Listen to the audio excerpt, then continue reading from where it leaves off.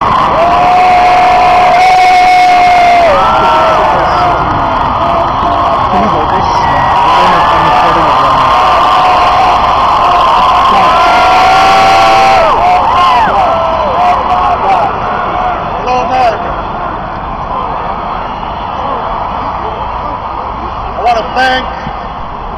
all the speakers and performers today for reminding us through song and through words just what it is that we love about America.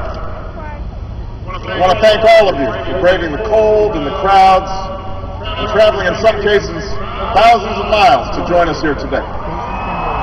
Welcome to Washington, and welcome to this celebration of American renewal. In the course of our history, only a handful of generations have been asked to confront challenges as serious as the ones we face right now. Our nation is at war. Our economy is in crisis. Millions of Americans are losing their jobs and their homes. They're worried about how they'll afford college for their kids or pay the stack of bills on their kitchen table. Most of all, they're anxious and uncertain about the future. Now, whether this generation of Americans will be able to pass on what's best about this country to our children and their children. I won't pretend that meeting any one of these challenges will be easy. It will take more than a month or a year. It will likely take many. Along the way, there will be setbacks and false starts, the days that test our resolve as a nation. But despite all this, despite the enormity of the task that lies ahead, I stand here today as hopeful as ever that the United States of America will endure, that it will prevail, that the dream of our founders will live on in our time.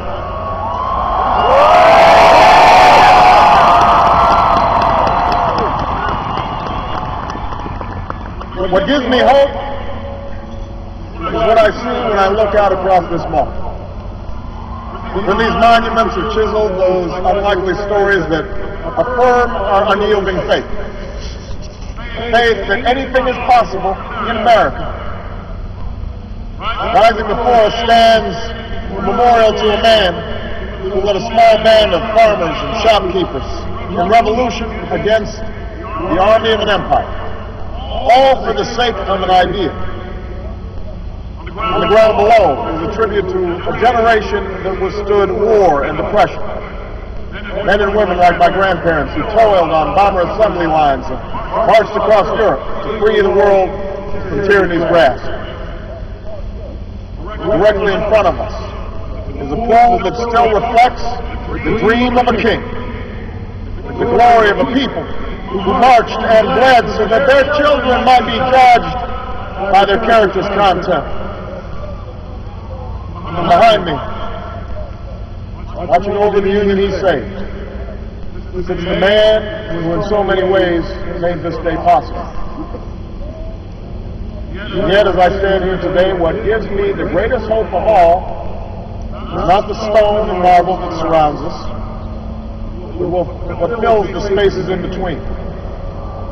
It is you, Americans of every race, region, and station, who came here because you believe in what this country can be and because you want to help us get there.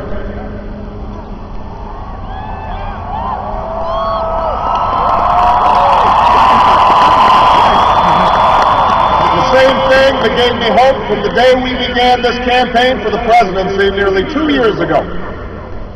A belief that if we could just recognize ourselves in one another, bring everybody together, Democrats, Republicans, Independents, Latino, Asian, and Native American, black and white, gay and straight, disabled and not, then not only would we restore hope and opportunity in places that yearn for both, but maybe, just maybe, we might perfect our union in the process.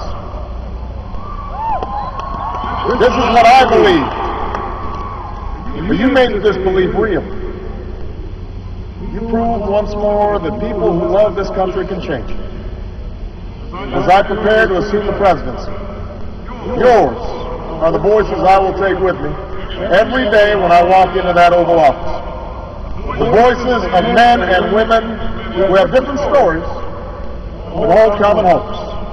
Who ask only for what was promised us as Americans, that we might make of our lives what we will and see our children climb higher than we did.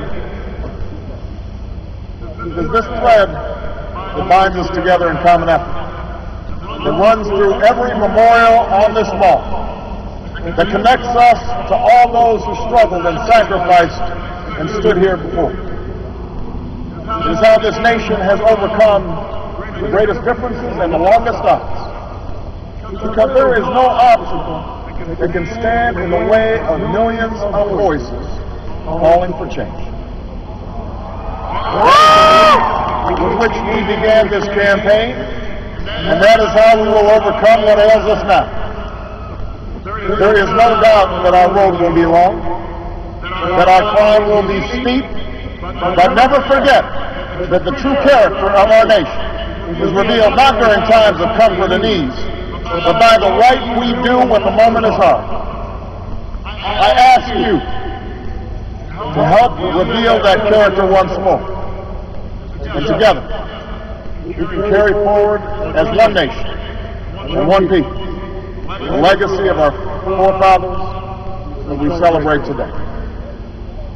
Thank you, America.